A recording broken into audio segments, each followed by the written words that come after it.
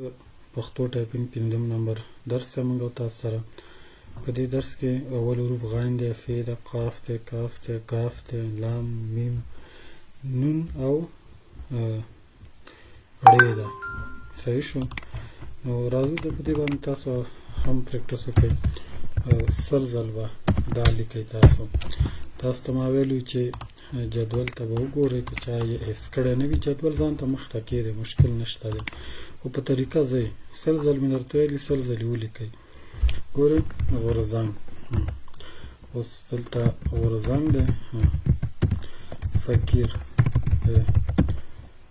قلندر، کمپیوټر، ګل رحیم، لومړی، مهربانه، نږدې، نړۍ.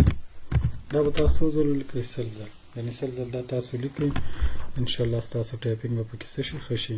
په ترتیب سره ځئ. سل ځل مې چې درته ویل په سل ځلو عمل وکئ، داسې نه چې زه خیر 2 ځل. دې سره ستاسو ټایپینګ ورو ورو خپله څه کېږي؟ ښه کېږي.